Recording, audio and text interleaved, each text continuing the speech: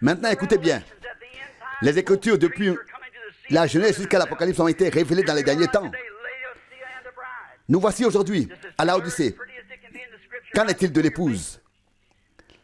Les Écritures sont exposées devant vous. Vous ne pouvez pas servir Dieu et maman. Vous ne pouvez pas être des chrétiens vierges croyants en la Bible et être ensuite impliqués dans les affaires des dénominations. Cela n'est pas possible. L'un doit mourir pour que l'autre vive. Soit vous portez en tant que fils et filles de Dieu les fruits de la parole de Dieu, par des cris de joie, des acclamations, le parler en langue, etc., comme cela était au commencement, soit vous appartenez à une communauté dénominationnelle et vous ne les avez pas. Là, ils vous serrent la main, ils disent, vous l'avez et pensent que c'est tout ce que vous devez faire. Des enfants adultères qui sont élevés là-bas, certes religieux. De quoi sont-ils remplis? De la sagesse, de la connaissance de Satan. Ils envoient leurs gens à l'école pour qu'ils apprennent à dire Amen. Tout très bien. Remplis de ce que le diable a donné. Tout comme Ève l'a fait lorsqu'elle n'a pas cru à la parole de Dieu. Et toute la création est tombée et a été ruinée. Vous voyez? Il en va de même avec l'Église. Lorsque celle-ci envoie ses fidèles à l'école biblique, à des séminaires, etc., et qu'ils ne savent eux-mêmes rien de Dieu, pas plus qu'un autochtone ne sait ce qu'est une nuit égyptienne. Ils ne connaissent que leur statut et ont leur livre de prière, mais ils ne connaissent pas la parole de Dieu. Vous voyez, à l'époque, Noé est apparu. Il a prêché la parole de Dieu. Les autres ont peut-être dit, que fait-il là avec cette arche? Mais il était un prophète, il avait la révélation de Dieu et Dieu l'a confirmé comme vrai. Vous voyez, lorsque le peuple d'Israël devait être conduit hors du pays, Dieu s'est révélé à son prophète dans la colonne de feu et l'a confirmé. Vous voyez, et alors ils ont dit que Dieu ne parle plus, sinon nous mourrons. Parle-nous, que Dieu te parle. Exode 20, verset 19. Et puis, il a dit dans Deutéronome 18, verset 15, Dieu le Seigneur vous suscitera un prophète comme moi. Et puis il est dit au prophète Ésaïe, Ésaïe 7, verset 14, une vierge sera enceinte et enfantera un fils. Le gouvernement reposera sur son épaule. Son nom sera conseiller, merveilleux, Dieu puissant, Père éternel, prince de la paix. Il régnera sur le trône de son David et son règne n'aura pas de fin. Nous pouvons expliquer ce que Dieu a dit, cela s'accomplit. Cela dépasse tout ce que nous pouvons comprendre avec notre intelligence. À quoi sert toute cette théologie de la Bible dans les séminaires? Vous y avez tout ce qui avait été prédit pour l'âge de Laodicée. Eh bien, si vous voyez tout cela, alors vous voyez juste. Dans 1 Jean 2,15, il est dit, si vous aimez le monde et les choses du monde, l'amour de Dieu n'est pas en vous. Comment pouvez-vous être rempli de la parole de Dieu et ensuite vous laisser entraîner par Hollywood, la mode et toutes ces choses? C'est impossible. C'est impossible. Tout cela au nom de la religion, bien sûr. De quoi êtes-vous réellement rempli?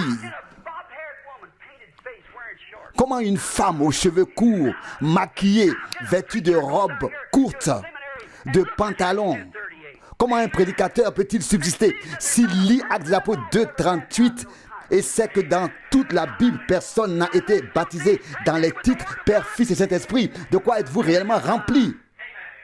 Si vous pensez être rempli de la parole de Dieu et que vous n'y croyez pas, alors vous mentez. Vous avez vendu votre droit d'aînesse et vous commettez un adultère spirituel.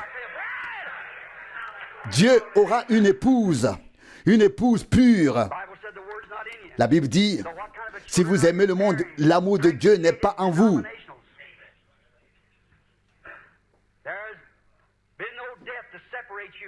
Non. Cela veut dire que la mort n'est pas encore venue pour vous séparer de ce que vous avez aimé en premier.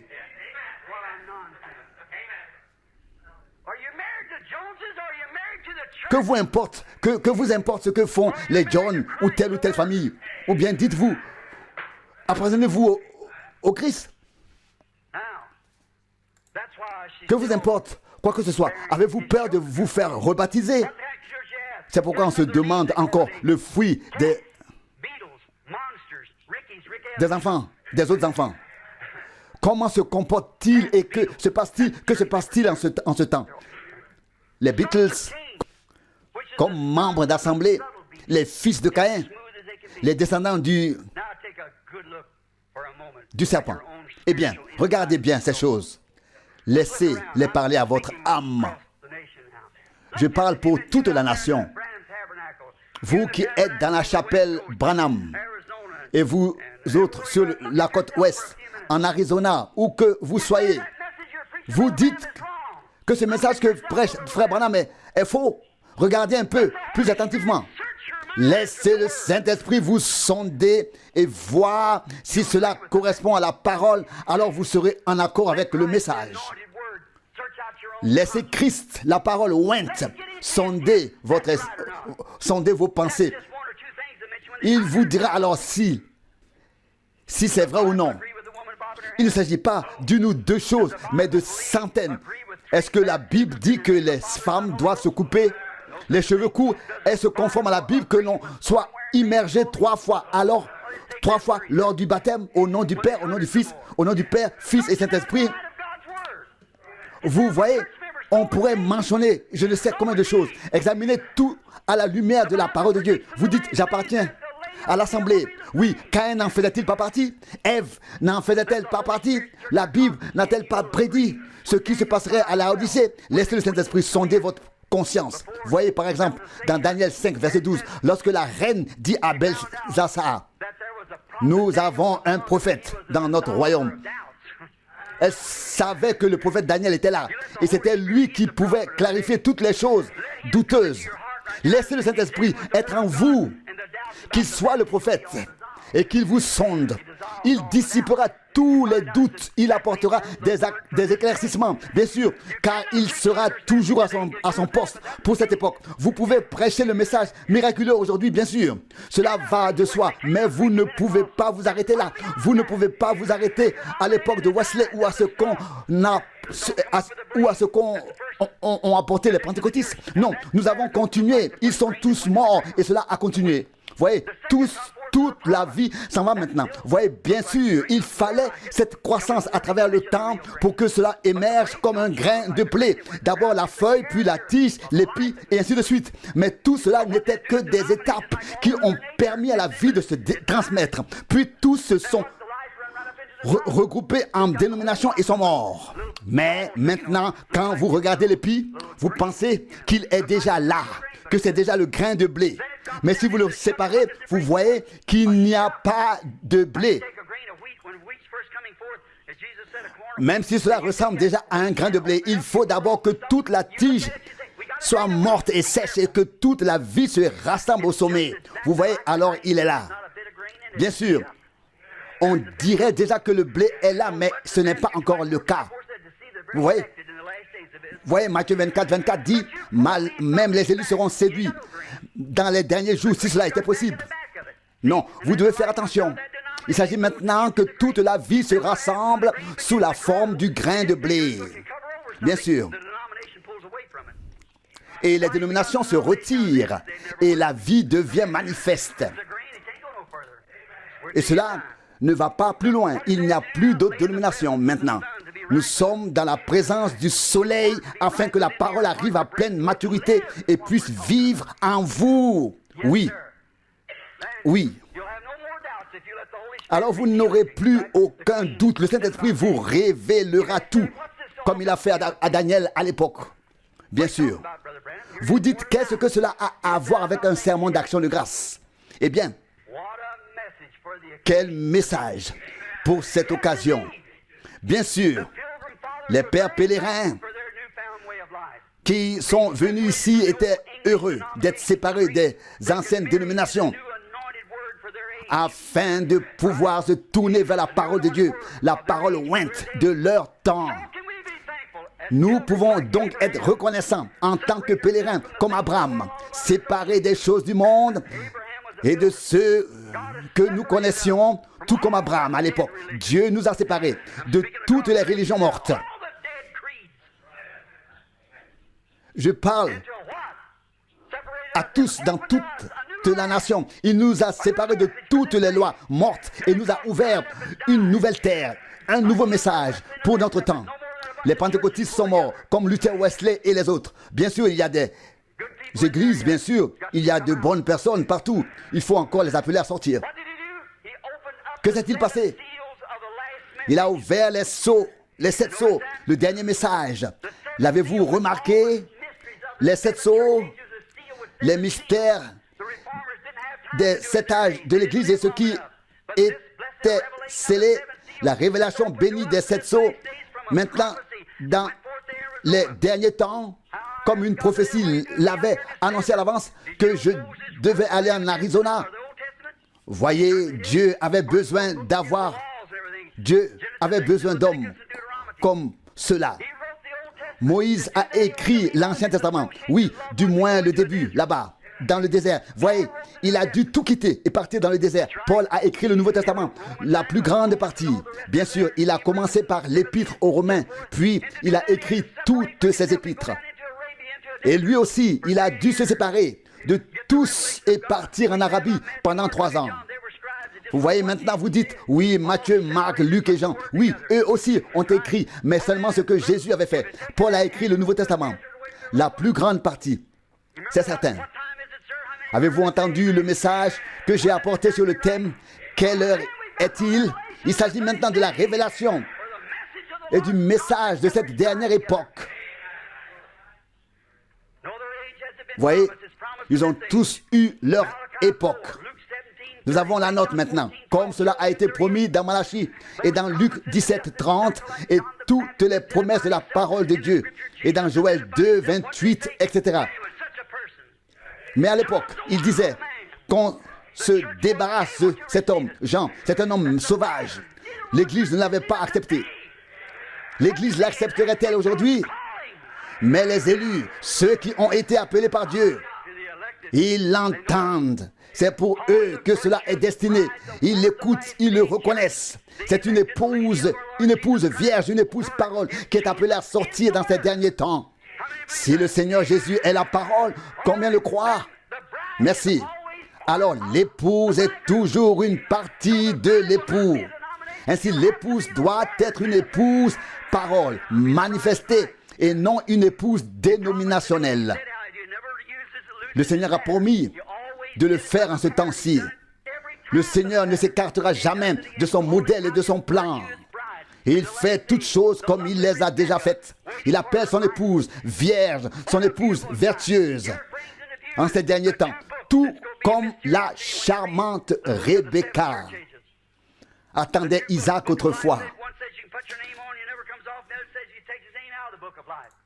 Ainsi l'épouse maintenant attend son époux. Vous avez certainement lu dans les 7 âges de l'Église au sujet du livre de vie.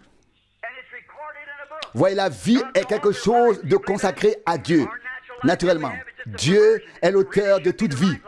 Voyez, en soi, nous aurions dû commencer immédiatement la vraie vie. Mais par la naissance naturelle, nous avons d'abord commencé l'autre vie, celle qui nous a amenés ici par la naissance terrestre. Voyez, un acte naturel, une vie naturelle, des choses naturelles. Et nous sommes venus dans ce monde par le lien naturel. Mais, comme se fait-il qu'il y ait des gens qui ne voient pas la semence du serpent? Voyez, dans tout le monde animal, aucun être de sexe féminin n'est créé comme la femme.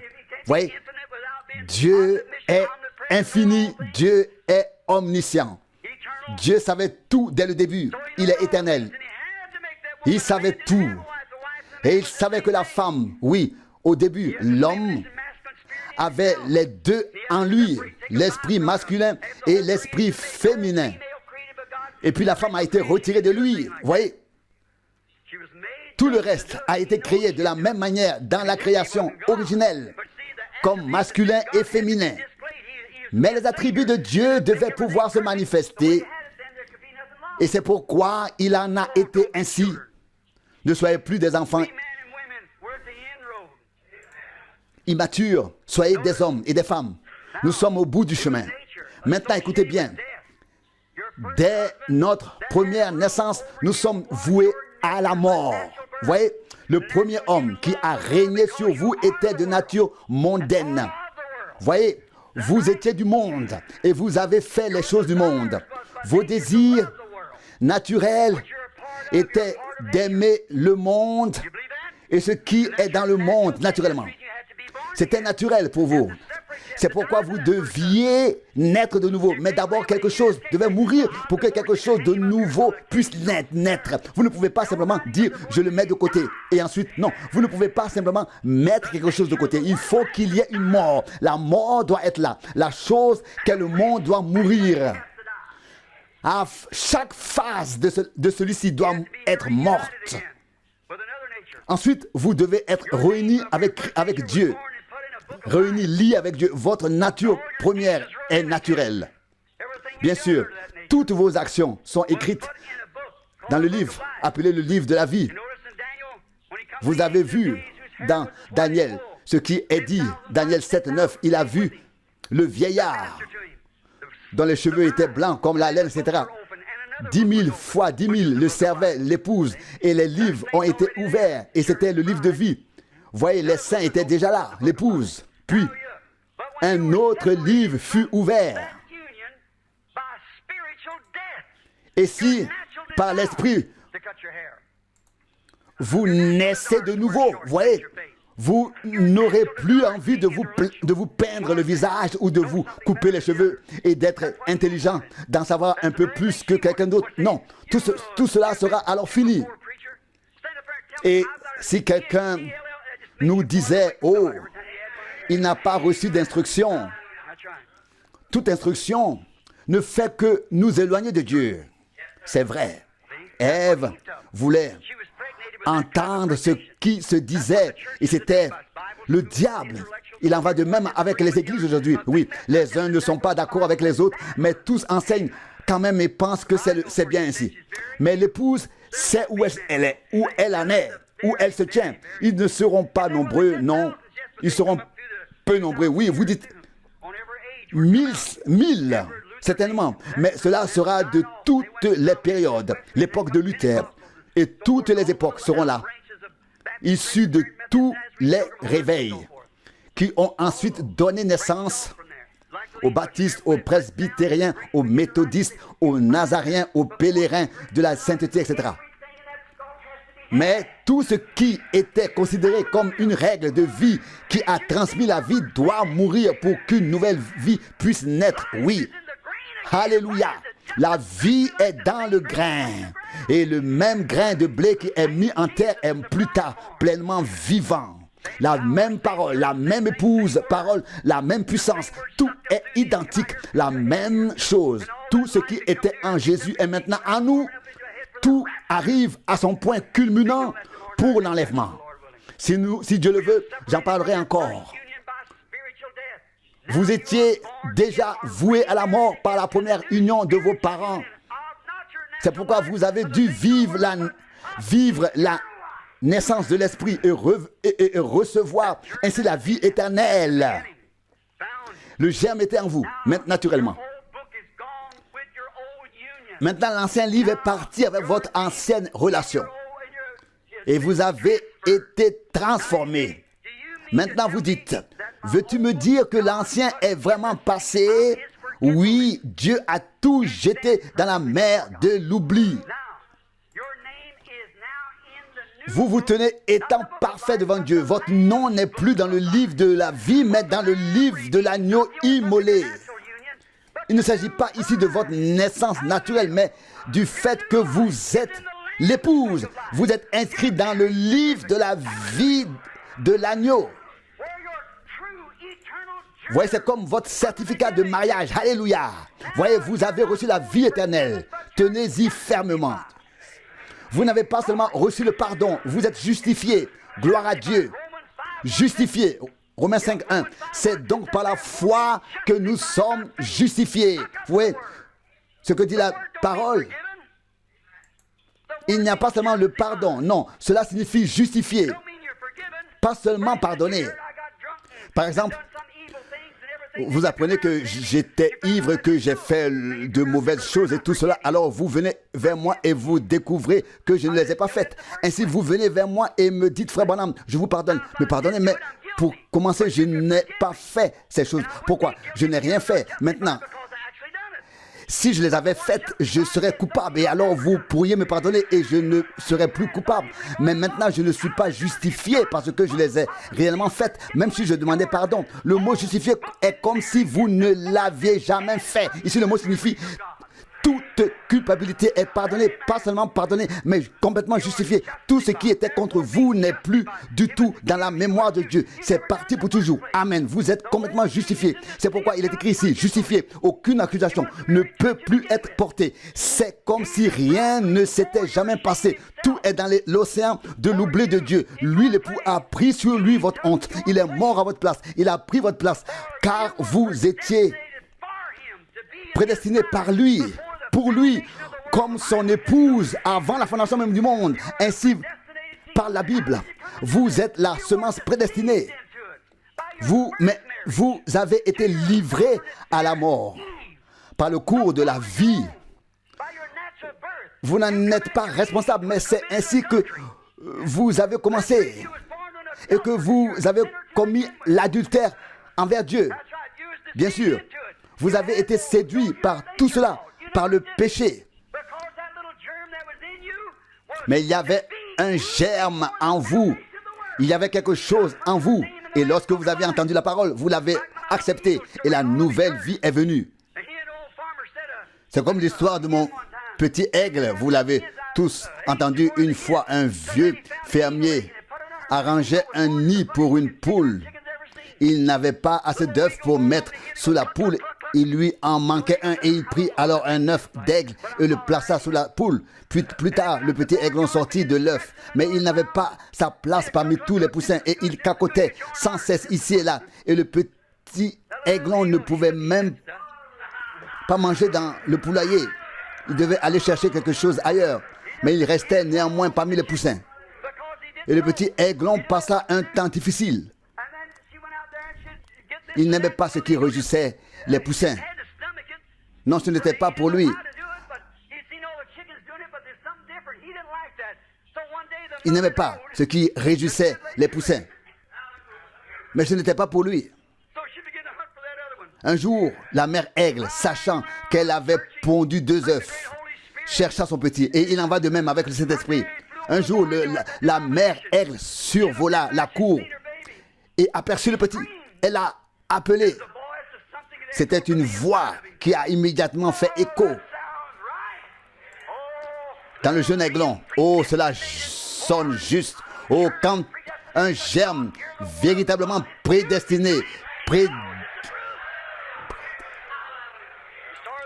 prédéterminé par Dieu, entend la parole de Dieu. C'est une musique pour nos oreilles que d'entendre la vérité. Voyez, même si les dénominations nous ont tenus liés, nous sommes maintenant libres. Sortez et séparez-vous. La mère aigle dit, mon fils, tu n'appartiens pas à cet endroit, tu m'appartiens. Et le petit dit, oui, c'est vrai. Et il dit, comment puis-je sortir d'ici? La mère dit, saute et ensuite déploie tes ailes.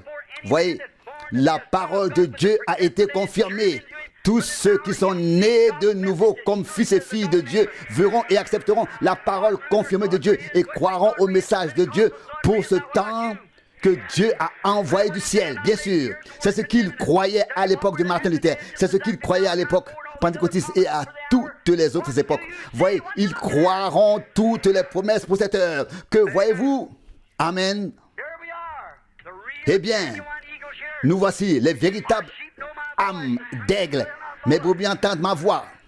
Elles ne suivent pas un étranger.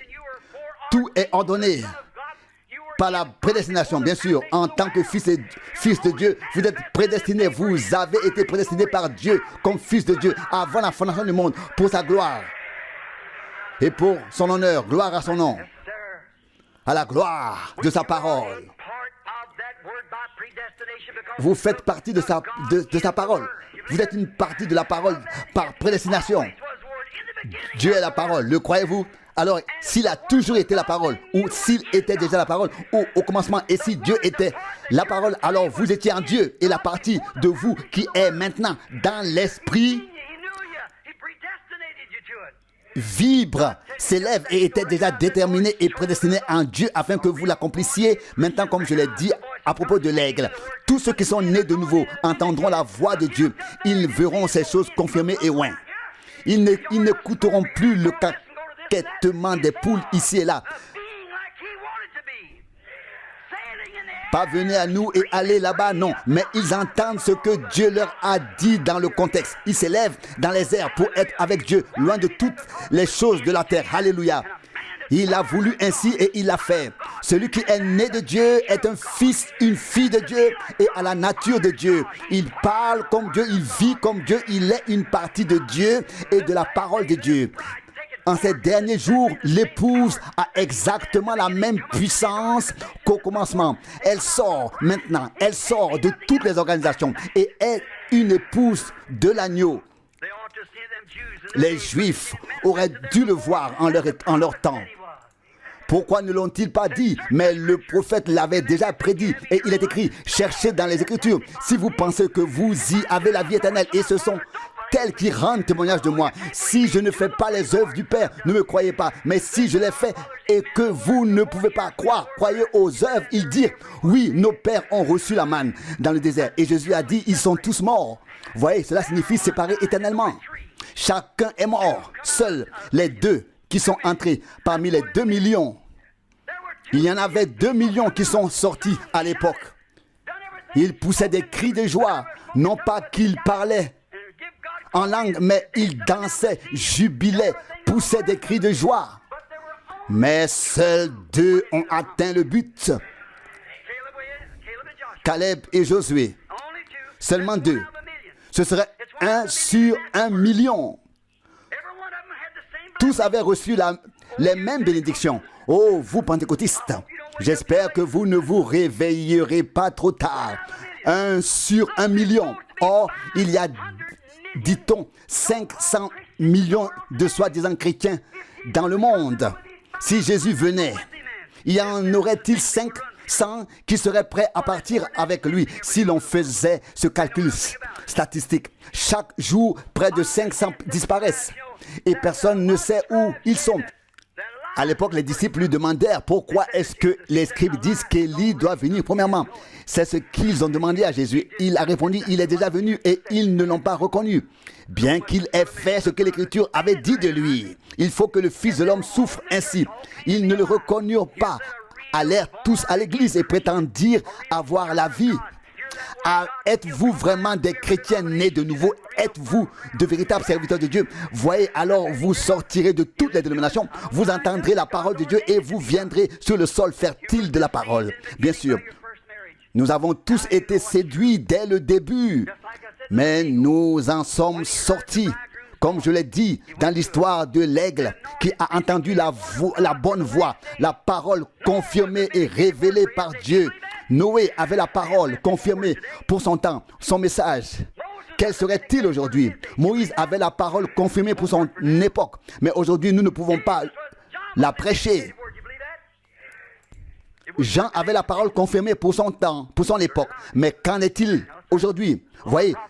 Puis Jésus est venu, bien sûr, cela a continué. La loi et les prophètes étaient jusqu'à Jean. Puis le royaume de Dieu a été prêché. Voyez, puis Luther est apparu lors de la Réformation. Mais où en est l'Église aujourd'hui? Puis sont venus Wesley et l'Église pentecôtiste. Tout était en son temps, mais aujourd'hui c'est un autre jour. L'ouverture des 7 sceaux. Cela vous semble peut-être étrange, mais Dieu l'a confirmé si précisément qu'il ne reste aucune question. C'est parfait.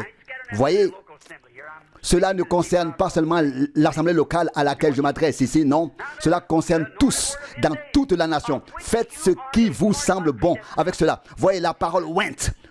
Vous faites partie de cette parole par prédestination. Vous l'avez entendu et vous avez immédiatement su que vous étiez des aigles. Vous avez reconnu que vous n'apparteniez pas aux dénominations. Depuis le début, vous saviez que quelque chose n'allait pas avec cela, bien sûr. Eh bien, vous saviez que vous étiez fourvoyés, mais lui, l'époux, a pris votre honte, vous a pardonné, vous a lavé dans le bain d'eau de la parole et vous a purifié dans le sang de l'agneau. C'est ce que dit la Bible. Le premier doit être mort, le monde, avec tout ce qu'il contient, doit être mort. L'époux, ouin, qui vous a prédestiné, qui vous a racheté, qui vous a lavé dans l'eau de l'église. Non, non. Ce n'est pas ainsi dans la parole de Dieu que c'est écrit, mais qui vous a lavé dans le bain d'eau de la parole. Maintenant, vous vous tenez là, parfaitement justifié, comme si vous n'aviez jamais rien fait. Tel est mon message à l'église en ce temps. Vous vous tenez maintenant là. Ainsi, si vous vous tenez sur la parole de Dieu et avec la parole de Dieu, alors chaque parole de Dieu est là pour vous. Et vous y croyez. Où vous tenez-vous maintenant? Je vous le dis, détournez-vous de l'épi, devenez mûrs comme le blé. Voyez, le lieur de la moisson revient bientôt. Vous vous tenez là, complètement justifié, comme si vous n'aviez jamais rien fait. Alléluia. Vous voyez, ça c'est une fête d'action de grâce. Vous êtes pur, vous êtes plein de vertu. L'épouse sans péché du Fils de Dieu. Chaque homme, chaque femme né de l'Esprit de Dieu, lavé dans le sang de Jésus-Christ et croyant en chaque parole de Dieu. Vous vous tenez là comme si vous n'aviez jamais péché. Vous êtes parfait. Le sang de Jésus-Christ vous a racheté. Voyez, si quelqu'un a pris votre place, vous n'avez plus besoin de mourir. Quelqu'un a pris votre place. C'était Jésus, la parole. Il a pris ma place. Il est devenu péché pour moi afin que je puisse prendre sa place dans la parole. Ne vous attachez pas à l'assemblée. Attachez-vous à la parole. Amen. Amen. Voyez-vous, cette union spirituelle entre Christ et son Église. Si la parole est faite chair en vous, révélée, confirmée, comme le dit la Bible, comme cela devait arriver en ce temps, si alors cela s'est produit jour après jour, cela est confirmé. Et partout où l'on va, cela a été confirmé. Nous sommes si proches de la venue de Jésus et l'Église doit être unie à lui complètement dans sa parole. Oh! Que le Saint-Esprit sonde nos cœurs. Vous êtes là, complet, comme si vous n'aviez jamais péché. Dieu l'a jeté dans la mer de l'oubli. Vous ne l'avez jamais fait. Vous avez été accusé par l'accusateur, mais dès le commencement, vous avez été destiné à être fils et filles de Dieu. Vous êtes là, lavé, et tout ce qui était auparavant est effacé, c'est mort, ce n'est absolument plus dans l'inventaire, pas même dans les pensées de Dieu. Vous êtes la vertueuse épouse de Jésus-Christ, lavée dans le sang de Christ, du Christ, précieuse, vertueuse, sans péché, le Fils de Dieu qui se tient là avec son épouse, pure, sans mélange, lavé dans son sang, purifié dans sa parole. Il vous a prédestiné comme il était prédestiné lui-même. Il était l'attribut de Dieu, appelé l'amour, et il a été manifesté. Eh bien, nous sommes serviteurs de Dieu. Dieu nous a placés ici et nous a donné à son Église comme apôtres, prophètes, docteurs, etc.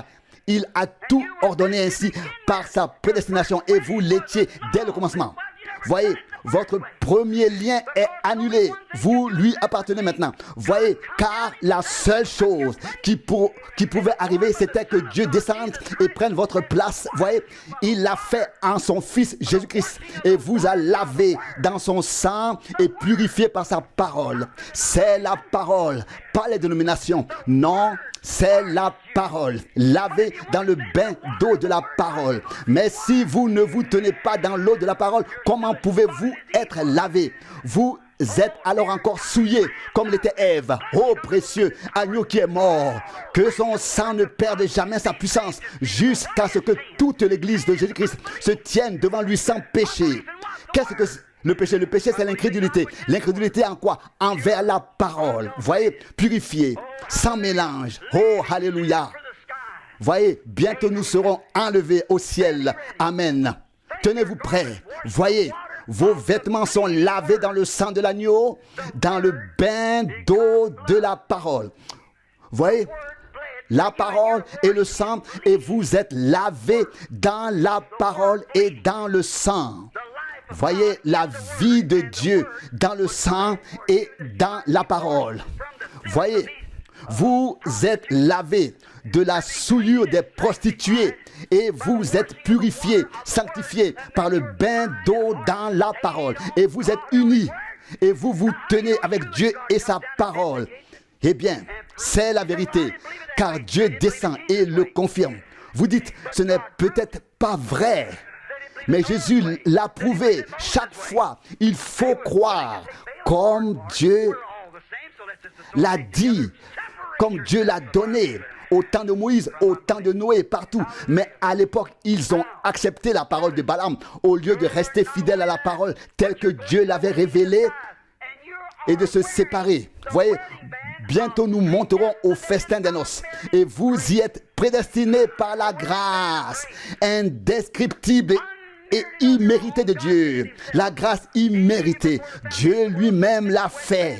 Il vous a destiné à cela, et cela dès la fondation du monde. Il a inscrit vos noms dans le livre. Quelle action de grâce! Alléluia! Louange à notre Dieu. Avant de conclure, je voudrais encore dire ceci. Nous savons que les pentecôtistes modernes de notre époque, dans la situation et la constitution actuelle, se regroupent tous comme toutes les autres dénominations. Tout doit d'abord être rassemblé en bottes, puis l'ivraie sera brûlée. Mais voyez d'abord tous liés en bottes, méthodistes, baptistes, pentecôtistes, tous, et ils vont ensemble au conseil œcuménique, bien sûr. Nous voyons que les églises modernes, dans leur état actuel, ne sont pas en mesure d'accomplir la grande œuvre de Dieu et le mandat que Dieu a confié à l'église. Voyez combien de pentecôtistes peuvent encore dire amen à cela. Voyez, les uns disent nous sommes des communautés de l'unité, de la dualité et de la trinité et se disputent entre eux. L'un croit ceci, l'autre croit cela. Voyez, et tous ont peur de se tenir devant la parole. Ils savent qu'on peut leur parler, mais alors ils disent, oh, je ne crois pas cela. Voyez, cela montre qui est votre père et votre mère. Vous pouvez être ancien dans l'église ou autre chose, mais êtes-vous des fils de Dieu? Eh bien, nous savons que l'église pentecôtiste ne peut en aucun cas porter et transmettre le message des derniers temps dans son état actuel. Non. Vous voyez bien que c'est impossible, car ils ne sont pas en accord avec la parole de Dieu, car les dénominations sont en train de mourir, bien sûr. C'est un peuple élu, choisi, voyez. Et c'est ainsi que nous savons que toutes les dénominations, y compris les pentecôtistes, sont mortes. Le message est pour les chrétiens nés de nouveau. Le premier mari est mort. Vous savez bien qu'il est mort. Dieu l'a laissé mourir. C'est fini, terminé. Tout cela avec l'éducation, les cours bibliques, scientifiques et tout le reste. Ils en meurent, ils sont séparés. Voyez, l'unité ici et la trinité là-bas. Voyez, tout n'est qu'un grand désordre. Ils se disent pentecôtistes. J'ai parlé à un jeune homme avec sa jeune femme. Ils appartenaient à une certaine église et ils se sont séparés. Et j'ai dit, pourquoi donc? Oui, il a été dit que nous sommes de confessions de foi différentes. J'ai demandé, es-tu catholique? Et non, ils ont dit, j'appartiens aux pentecôtistes. Tous deux appartenaient à l'église pentecôtiste, mais à des églises différentes, et ils voulaient se séparer à cause de ça. Vous voyez que l'église romaine a commencé comme l'église pentecôtiste. Il a fallu près de 2000 ans pour en arriver là. Qu'est-il advenu des pentecôtistes en 20 ans? Ne voyez-vous pas à quelle vitesse ces choses se passent? Eh bien, ils regardent leur père, leur mère. Ils laissent leurs femmes se couper les cheveux et faire ce qu'elles veulent. Pour eux, il n'y a plus rien de faux dans l'église. Pas étonnant que la colère de Dieu se soit manifestée, car Dieu l'a mis devant vos yeux et vous l'avez rejeté. Vous avez tout rejeté, bien que la vraie parole de Dieu ait été mise devant vous. révélé que les 7 sceaux aient été confirmés, que tout ait été confirmé dans toute la nation par de grands miracles et des signes comme cela avait été promis pour ce temps. Et vous, vous êtes fermés et vous ne l'avez pas accepté. Vous êtes aveugles et vous ne le savez pas. Vous êtes morts et vous ne le savez pas dans le péché et les transgressions. Nous savons tous que l'Église dans son état actuel n'a pas pu apporter le message de ce temps. Le message de ce temps. Malachie 4, verset 5. Et ainsi de suite. Comment le pourrait-elle? Alors qu'elle n'y croit même pas. Comment pourrait-elle croire? Luc 17, 30. Et tous les autres passages bibliques qui sont promis pour ce temps, puisqu'elle les renie. Il est écrit, il en sera de même dans les jours du Fils de l'homme. Regardez la condition de cette époque. Comment c'était autrefois et comment c'est aujourd'hui. Regardez Abraham, les élus de cette époque. Puis Lot à Sodome. Voyez-vous Billy Graham et Oral Roberts à cette époque parmi les dénominations. Et voyez-vous les élus avec Abraham qui voient le même signe qui a été donné à cette époque, à l'époque de Jésus. Et maintenant, c'était Dieu dans la chair humaine. Vous dites c'était un ange, vous dites c'était un ange. C'était Dieu, dit la Bible. Le Seigneur, Dieu Elohim, s'est tenu dans la chair humaine et a donné son dernier signe. Comme cela s'est produit maintenant en ce temps-ci. Comme dernier signe à l'Église. Comme il en était au jour de Sodome, il en sera de même au jour du Fils de l'homme. Comme il était autrefois. Comme il en était autrefois. Sondez dans les Écritures. Si vous pensez y avoir la vie éternelle, ce sont tels qui rendent témoignage de moi, a dit Jésus. C'est ainsi que nous savons qu'ils sont morts. Dieu les a laissés mourir car ils étaient égoïstes et formés à des programmes. Que nous, en tant que l'Église, n'avons pas à nous occuper de ces choses. Non, vous ne pouvez pas inventer ou comprendre Dieu. Et ceux qui, à l'époque, pensaient savoir exactement comment le Messie viendrait. Voyez, ils pensaient comment cet homme qui est un enfant illégitime peut-il. Ils pensaient où a-t-il reçu son éducation? Qui est-il donc? Il disait, il est né de l'adultère. Mais voyez, il en va de même à notre époque. Cela se répète. Voyez, toute leur science religieuse, ce que leur enseigne leur école biblique, ils le transmettent. C'est ainsi qu'ils le veulent. C'est ainsi que cela doit être. Voyez, et à chaque fois, ils sont trompés car les choses se passent différemment de ce qu'ils savent ou croient savoir. Il en était ainsi au temps de Noé, au temps de Moïse, au temps du Christ, au temps de Jean, au temps de Wesley, au temps de Luther, au temps des Pentecôtistes. Il en a toujours été autrement. Voyez, au cours des 6 âges, il y a eu des réformateurs, mais maintenant, c'est différent. Vous voyez, les dénominations sont mortes. Tout touche à sa fin. Le grand mandat touche à sa fin. Vous voyez, Dieu a laissé mourir tout le monde pour pouvoir faire quelque chose. Révéler les 7 sceaux et le septuple mystère à ceux qui, en tant qu'épouses, n'appartiennent pas aux dénominations. Comment les dénominations pourraient-elles recevoir les 7 sceaux? C'est contraire à leur enseignement. La semence du serpent et tous les mystères qui ont été révélés sont contraires à ce qu'ils enseignent dans leur école biblique. Voyez, et les 7 sceaux de Dieu, l'apparition de la nuée sur la montagne. Dieu l'avait dit et que je meurs sur la plateforme si ce n'était pas la vérité. N'a-t-il pas été prédit qu'il en serait ainsi pendant 1 an et 6 mois? Les 7 anges sont descendus et le magazine Life l'a rapporté ainsi que d'autres magazines. Et ils étaient là sur la tour observant la nuée. Voyez, et toutes les choses qui ont été prédites comme devant arriver, tout s'est accompli. Et comme à l'époque, la terre a été secouée jusqu'en Alaska.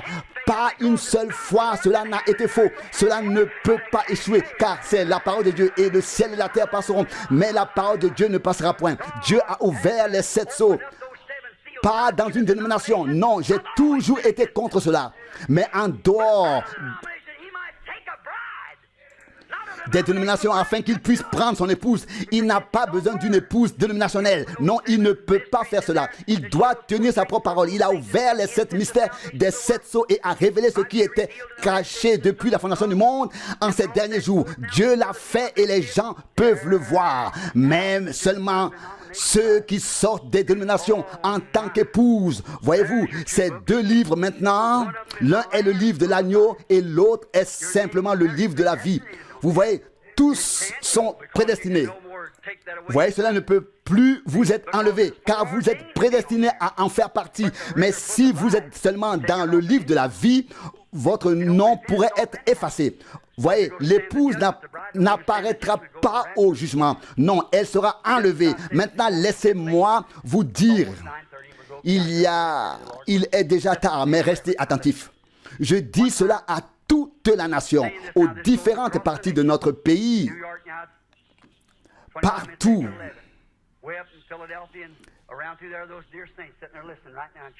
Les sanctifiés sont assis et écoutent au Mexique, au Canada et partout ailleurs. Partout sur le continent nord-américain, les gens écoutent en ce moment. Des milliers et des milliers, c'est mon message pour vous, Église. Vous qui êtes en union spirituelle avec la parole, vous êtes morts à ces vieilles choses. Vous êtes nés de nouveau. Alors, n'essayez pas de faire ressortir l'ancien lorsque vous êtes des chrétiens nés de nouveau. Alors, le germe de vie en vous est prédestiné. Et alors, cela vient, parole après parole. Et l'édifice est bâti. Voyez, c'est ainsi que l'épouse est complétée et achevée. La venue du Seigneur est proche. Préparez-vous. Voyez, vous, maintenant, le livre de la vie, c'est la parole de Dieu. Et Dieu est la parole. Et Dieu est la vie. Voyez, vous êtes déjà représentés dans la Bible, car la Bible est la parole de Dieu. Et si vous êtes ici, c'est pour voir la parole confirmée. Voyez, Malachie ne sera-t-il pas alors confirmé? Les promesses telles que Dieu les a données. Jésus a dit, si je ne fais pas les œuvres qui ont été promises, ne croyez pas en moi. À quel groupe s'était-il joint? Aucun. Il leur a dit, votre père est le diable et vous faites ses œuvres. Nous sommes maintenant dans les derniers jours, Église. C'est mon message d'action de grâce. Une fois, j'étais dans le parc national et toute la journée, on annonçait qu'un feu serait répandu.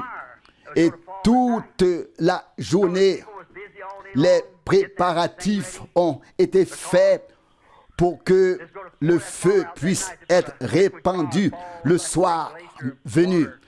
Comme on laisse couler l'eau, ainsi le feu devait être répandu.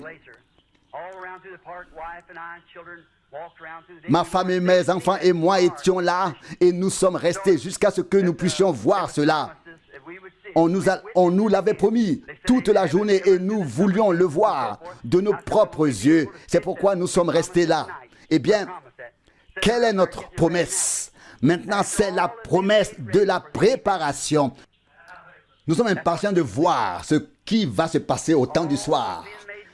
Tout est prêt pour le soir et l'Église est appelée à sortir. L'épouse sort du monde. Des dénominations, de la saleté, des choses du monde. Tout a été préparé pour cette occasion. Et nous avons tous fait attention à ce qui devait se passer. Il en est toujours ainsi. Il en est ainsi maintenant. Nous faisons attention. Nous sommes attentifs. Pas dans les dénominations. Dieu n'a jamais eu besoin d'une dénomination. Jamais. Les réformateurs sont venus avec la parole du Seigneur. Quand ils sont morts, des dénominations ont été formées. Les pentecôtistes ont fait de même. Quand quelque chose de nouveau se produit, de nouvelles dénominations, de nouvelles églises apparaissent. Il fallait qu'il en soit ainsi. Vous ne pouvez pas contredire la nature. Non, tout se passe selon le cours naturel des choses. Vous voyez? Comme un grain de blé pousse jusqu'à son stade final. Tout est prêt. Tout était conservé et tous regardaient avec impatience. J'étais l'attendu, je voyais ma femme, mes enfants, car nous l'attendions. Nous savions que cela nous avait été promis, que cela devait arriver. Amen. La parole promet ceci. Cela arrivera avant que le jour grand et terrible du Seigneur ne vienne. Voyez, je vous envoie le prophète Élie. Il ramènera le cœur des enfants vers leur père. Et il arrivera dans les derniers jours que je répandrai mon esprit sur toute chair. La pluie de l'arrière, de l'avant, saisons tomberont en même temps. Toutes les promesses de l'Écriture qui ont été faites. Nous levons les yeux comme la véritable épouse. Nous attendons avec impatience ce qui va arriver. Église, levez les yeux.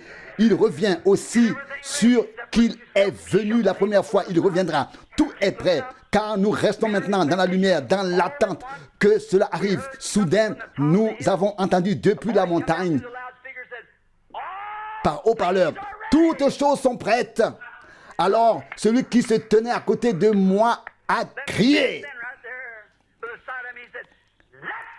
Laissez tomber le feu. Et il est tombé partout, ce feu artificiel, ces feux d'artifice qui fut alors déclenché était, comme on dit, un spectacle impressionnant. Frères, préparons-nous, préparons tout. Un jour, le feu retombera, mais nous monterons. Préparez-vous, nous sommes dans les derniers jours, nous le savons. Soyez prêts pour la venue du Seigneur. Tout ce qui doit être fait, c'est de vous séparer de tous vos péchés. Séparez-vous de tout ce qui appartient au monde, des choses du monde. Ne vous laissez séduire par personne à travers des credos. Tenez-vous en strictement aux promesses de Dieu, de la parole. La parole pour ce temps, Dieu l'a confirmé. S'il ne l'avait pas fait, ce ne serait pas sa parole pour ce temps. La parole qui était à la Pentecôte, vous voyez, mais nous sommes allés plus loin. Avec la Pentecôte autrefois, cela a commencé pour l'épouse. Vous voyez, alors la parole est venue autrefois. Les pentecôtistes l'ont représenté à nouveau. Nous sommes maintenant dans l'âge de l'église de l'épouse. Vous voyez, la parole de Moïse était pour son temps. La parole de Noé et ainsi de suite. Mais Dieu a continué dans son plan de salut. Vous voyez, Église, à vous, à qui je parle, dans toute la nation, séparez-vous de toutes les dénominations, de toute la saleté de ce monde, de toutes ces choses, des credos faits par les hommes, et ainsi de suite. Séparez-vous, séparez-vous, levez les yeux, préparez-vous. Le feu va bientôt tomber. Dieu est prêt. Et cela va arriver. Oh, quelle vision! Êtes-vous prêt quand il viendra? Êtes-vous prêt quand il viendra? L'épouse mystérieuse et son enlèvement, voyez, en un instant, nous serons transformés et nous aurons l'immortalité. Car nous qui vivons et qui restons, nous ne dévancerons pas ceux qui se sont endormis. Voyez, quand j'étais à Tucson, à l'époque que je priais et que j'étudiais, j'ai parlé au frère Simpson, je ne sais pas s'il est ici, et j'ai alors entendu au loin quelque chose qui ressemblait à un orchestre jouant avec des tambours. Et puis j'ai vu une armée en marche d'abord, ceux de la Première Guerre mondiale. Et puis j'ai vu ce qui avait été utilisé pendant la Seconde Guerre mondiale. Et j'ai vu qu'il se passait quelque chose. Et puis les vétérans de la Première Guerre mondiale et la Croix Blanche, c'était un spectacle qui avait été monté pour représenter le passé et ce qui s'était passé. Et j'ai vu certaines personnes pleurer, celles dont les maris étaient morts à la guerre. Et puis, l'armée actuelle est arrivée. Et je me suis dit, oh mon Dieu, un jour, nous verrons autre chose. Lorsque la résurrection aura lieu, ceux qui se sont endormis en Christ ressusciteront premièrement. Et ce sera comme une procession puissante. Nous qui sommes restés vivants, nous ne devancerons pas ceux qui se sont endormis, car la trompette de Dieu retentira. Les morts ressusciteront. Nous serons, les morts en Christ ressusciteront. Nous serons transformés. Et ensemble, dans un cortège triomphal, nous entrerons. Tous ceux de l'époque de Luther, de l'époque de Wesley et de tous les temps, tous entreront. Vous voyez, que Dieu nous bénisse. Nous sommes prêts à entrer. Alors le feu tombera. Inclinons la tête un instant. Je vous ai retenu trop longtemps. Il est déjà tard. Combien d'entre vous diraient, frère Branham, j'ai honte de la façon dont j'ai vécu. Je me suis accroché aux dénominations. Je veux maintenant m'accrocher à la parole de Dieu. Voulez-vous prier pour moi? Oh, que Dieu vous bénisse tous. Vous qui avez levé les mains, que Dieu vous bénisse. N'ayez pas honte. À toute la nation maintenant, de New York à la Californie, du Canada au Mexique, tous ceux qui sont dans des églises ou des groupes quelque part, croyez-vous de tout votre cœur au message. Sortez des dominations. Sortez. L'esprit de vie est en vous. Vous êtes des aigles. Vous avez entendu quelque chose.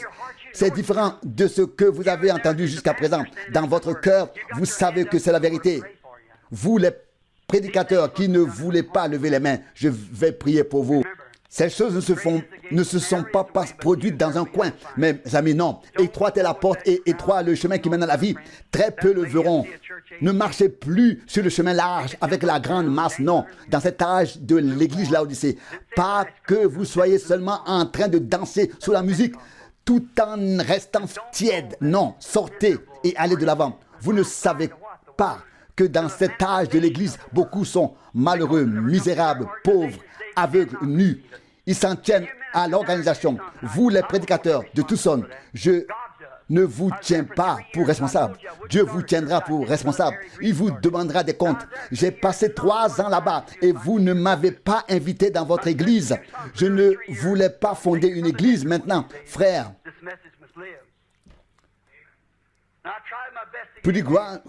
Peregrine en a fondé une. Voyez, un jour, je serai pris. Et alors, vous voudrez entendre le message. Vous savez que c'est la vérité. Pourquoi n'écoutez-vous pas? Pourquoi ne voulez-vous pas? Honte à vous, frère, sortez. Si vous êtes de Dieu, vous entendrez la parole de Dieu. Vous l'écouterez. Souvenez-vous, vous l'entendrez une dernière fois. Nous sommes proches, très proches. Ne vouliez-vous pas venir aujourd'hui? Dieu fidèle, nous sommes ici en recueillement pour cette fête des récoltes. C'est le plus grand jour. Paul aurait voulu le voir et les anciens prophètes auraient voulu le voir et l'attendaient. Abraham attendait ce jour. Il cherchait la ville dont Dieu est le bâtisseur. Jean a vu l'Esprit de Dieu descendre du ciel et il a rendu témoignage que c'était le Fils de Dieu qui choisirait son épouse. Dieu fidèle parle à tous dans tout le pays, parle à leur cœur. Ô Seigneur, si tu ne leur ouvres pas les yeux, ils ne verront jamais et alors ils tomberont dans la fosse. Ta parole le dit, Père. Je te prie pour tout le pays et pour le monde entier, en Afrique et partout, ailleurs, au Mozambique et dans d'autres pays où l'écoute des enregistrements dans toutes les différentes nations a lieu. Il le voit, des centaines et des centaines partout le voient. Et les derniers membres qui appartiennent au corps du Christ sont appelés maintenant à sortir. Seigneur Dieu, je te prie que l'épouse veuille bien le voir, qu'elle se retire, qu'elle se sépare de tout ce qui appartient au monde, qu'il soit dans la présence de la lumière du soleil, du Fils de Dieu, baigné dans sa parole, dans son amour, accorde le Père. Que tous ceux qui ont visiblement levé les mains, ici des dizaines d'entre eux, je prie pour eux, qu'une nouvelle vie vienne en eux. Je prie pour tous dans la nation, et pour tous dans le monde entier, partout où ces bandes magnétiques sont jouées et écoutées maintenant. Qu'ils acceptent ce message d'action de grâce. Puissent-ils avoir compris le signe qui leur a été donné? Je te le demande, Père, bénis-les, tous ceux que nous avons appelés à l'autel, oh Dieu, partout dans toutes les missions à travers le monde, puissent-ils tous venir, les noirs, les blancs, les bruns, où qu'ils soient, les riches, les pauvres, qu'ils viennent tous de toutes les dénominations. Tous ceux qui se sont plu à eux-mêmes, qui se sont fait plaisir si longtemps là-bas, qu'ils viennent. Ils étaient misérables, nus, aveugles, ils ne le savaient pas. Seigneur, tu as dit qu'il en serait ainsi, il en est ainsi. Je prie, Père, que tu appelles ta semence partout dans le monde entier, qu'ils entendent comme l'aigle l'appel et reconnaissent la voix de leur Seigneur. Accorde le Père. Je te les remets au nom de Jésus. Amen. Avec vos têtes inclinées, y en a-t-il encore parmi vous qui ne sont pas encore sauvés? Voulez-vous consacrer votre cœur à Dieu? N'êtes-vous pas reconnaissant de ce que Jésus a fait pour vous? Vous savez que vous êtes pécheurs, éloignés de Dieu, et quelque chose bat dans votre cœur. Voyez, vous êtes peut-être comme ces aigles. Et écoutez, vous ne vous sentirez jamais bien nulle part tant que vous ne vous serez pas consacré et soumis à lui. Jésus-Christ est votre sauveur. Voulez-vous vous consacrer? Voulez-vous venir à l'autel? Je vous en prie. chaque pécheur, homme ou femme, garçon ou fille, que vous apparteniez à l'église ou non, que vous déclariez chrétien ou non, venez, chaque pécheur qui veut recevoir Jésus-Christ. Eh bien, vous qui appartenez aux différentes dénominations, ne voulez-vous pas cesser de prendre part à cette nourriture? Vous voulez bien savoir ce qu'est le véritable baptême du Saint-Esprit. Venez donc, devant maintenant, l'autel est prêt, tout est prêt. Venez, venez avec reconnaissance. Venez. Oh Dieu, je suis si reconnaissant d'avoir connu cela dans ma vie. Venez maintenant, vous venez, vous avez tout essayé, vous avez toujours dit, je le ferai alors, et je le ferai alors. Vous avez repoussé et repoussé, vous, jour après jour, semaine après semaine, et vous savez qu'il y a quelque chose de faux. Vous avez toujours cru qu'il y avait quelque chose d'autre. Mais aujourd'hui, vous êtes reconnaissant pour la séparation que le Fils de Dieu a opéré en vous. Vous êtes séparés du péché, de l'incrédulité et vous êtes lavés. Voyez, maintenant, vous voulez vous agenouiller et recevoir les bénédictions de Dieu. Car Jésus-Christ est mort pour vous et vous les a offertes. Il est mort à Golgotha. Ici, les gens s'agenouillent maintenant autour de l'autel. Vous avez tout essayé. Regardez votre frère, notre frère Palmer. Il était assis dans le parvis, m'a-t-on dit, et dans le fauteuil. Il a quitté le temps pour l'éternité. Nous ne savons pas quand nous partirons. Nous ne savons pas quand ce sera, mais peut-être est-ce aujourd'hui. Pourquoi ne venez-vous pas alors maintenant pour tout clarifier? Peut-être sentez-vous que quelque chose vous attire. Je sais que beaucoup devraient encore venir à l'hôtel. Il n'y en a plus que 6 ou 7 devant. Si vous croyez en moi et en ce qui s'est passé sur l'estrade, un jour, ma voix se taira. Vous ne l'entendrez plus. Vous souhaiterez être venu. Vous dites, frère Branham, je fais partie de l'Église. Ce n'est pas de cela que je parle. Voyez, Nicodème, à cette époque, il faisait partie de l'Église. Jean, Pierre, tous. Mais ils ont dû venir. Paul, il appartenait à l'Église à cette époque. Mais ensuite, quelque chose s'est produit. Il a été transformé de ce qu'il était auparavant en fils de Dieu. Voyez-vous, il avait été formé et était intellectuel, bien sûr, dans les meilleures écoles au pied de Gamaliel, qui était l'un des meilleurs enseignants de l'époque. Ne voulez-vous pas venir?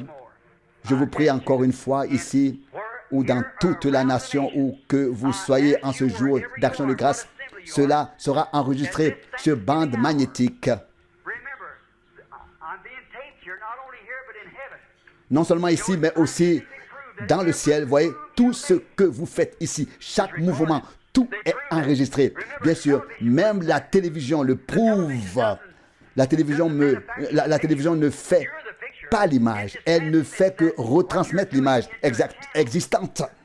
Ce n'est qu'un canal par lequel tout est retransmis.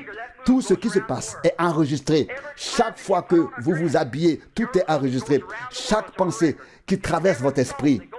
Voyez, un jour, tout cela sera revu et réentendu. Vous vous tiendrez là avec les cheveux coupés, prétendant être chrétien. Toutes les pensées que vous avez eues contre la parole de Dieu, tout sera révélé. Voyez, c'est vrai. Vous vous tenez là maintenant et vous savez que vous auriez dû venir ici. Cela aussi sera entendu le jour du jugement. Voyez, tout est enregistré, tout. Comment vous tiendrez-vous alors le jour du jugement? Comment vous tiendrez-vous? Si vous avez honte de lui maintenant, il aura honte de vous. Voyez, il aura honte. Voyez, car il a donné sa parole. Vous n'avez pas cru. Vous vous êtes caché derrière quelque chose. Vous dites, j'ai dansé dans l'esprit, j'ai parlé en langue. Voyez, les païens font de même. J'ai poussé des cris de joie. Eux aussi. Comment pouvez-vous ne pas vous tourner vers la parole de Dieu? Pourquoi? Pourquoi? Pourquoi ne venez-vous pas à lui maintenant? Pourquoi? Pourquoi? Pourquoi ne venez-vous pas ici? Frère Branham chante maintenant le verset. Pourquoi attends-tu encore, mon frère? Oh, viens vite ici.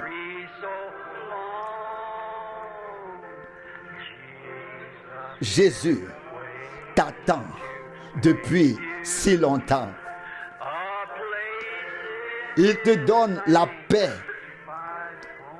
et le repos. Êtes-vous membre de son corps? Alors chantez avec moi. Pourquoi? Pourquoi? Pourquoi? Oh, vous les aigles, venez. Pourquoi ne viens-tu pas ici? Seigneur, je suis tellement reconnaissant, très reconnaissant. Je te rends grâce. Pas à cause de la nourriture terrestre, non. Nous sommes dans les derniers temps. Nous te rendons grâce pour la nourriture spirituelle, la nourriture des 7 sceaux qui a été promise. Vous dites quelque chose d'autre va arriver. Non, vous ne pouvez plus rien y ajouter. Tout est donné et scellé. Combien le comprennent? C'est déjà révélé. Vous ne pouvez rien y ajouter, rien retrancher. Tout est révélé dans les derniers jours. Vous ne voulez pas venir? Venez maintenant, mes amis. Même si vous ne pouvez pas encore comprendre, venez, agenouillez-vous, parlez-lui. Si je ne peux pas vous l'expliquer clairement, il vous l'expliquera. Il dissipera tous vos doutes. Venez à lui. Là-bas, il y a le repos. Pourquoi ne voulez-vous pas venir? Pourquoi? Pourquoi ne venez-vous pas ici? Souvenez-vous, ceci est enregistré sur bande magnétique. Et Dieu l'a enregistré. Chaque mouvement, tout. Que vous incliniez la tête, que vous incliniez votre cœur, tout est enregistré. Un jour, dans la gloire, cela sera à nouveau visible. Au jour du jugement, tout vous sera présenté. Avez-vous pris votre décision? Je voudrais encore attendre. Il y a beaucoup de monde maintenant qui sont venus. Et si j'attends encore un peu, peut-être que quelqu'un d'autre viendra. Peut-être quelqu'un à New York, peut-être en Philadelphie, peut-être en Californie, peut-être en Arizona. Vous, les prédicateurs, où que vous soyez, n'oubliez pas non plus l'appel à l'autel. C'est peut-être la dernière fête d'action de grâce. Nous sommes à la fin. Un jour, ce sera la dernière fois. Et si vous ne saisissez pas cette occasion maintenant, que ferez-vous alors? Personne ne peut venir à moi si ce n'est que le Père l'attire, a dit Jésus.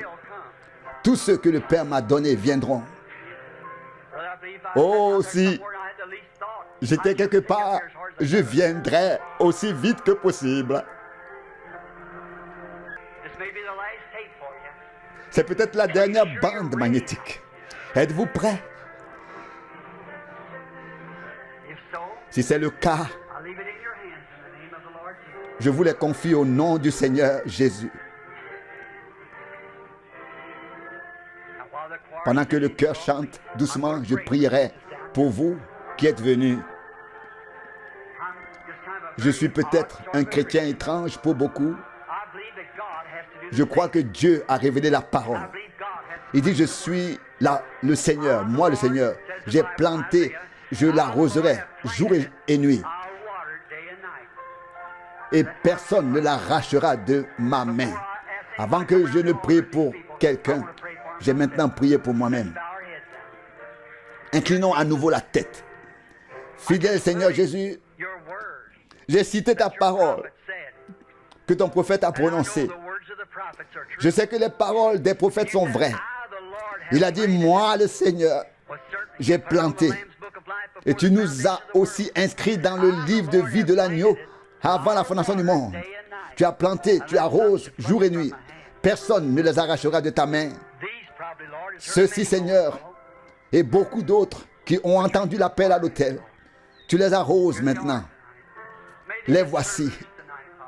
Tu les as libérés ce soir, Père, de toutes les choses du monde, de tous les péchés, de toutes les difficultés du cœur.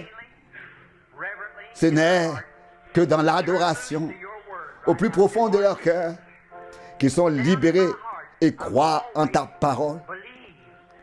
Ils disent, Seigneur Jésus, j'ai toujours cru qu'il y avait quelque chose que je devais recevoir, même si j'ai tout essayé de toutes les manières possibles. Mais maintenant, je l'ai reconnu.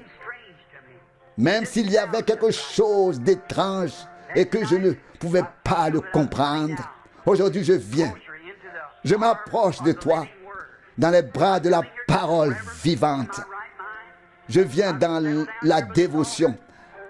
Après mûre réflexion, je viens à l'autel car je veux le salut au Seigneur. J'ai tellement faim. Je te veux, Seigneur. Je veux que tu me serres dans tes bras. Non par une émotion quelconque, mais par l'esprit de l'amour. Prends-moi dans tes bras, Dieu fidèle, je suis ton enfant.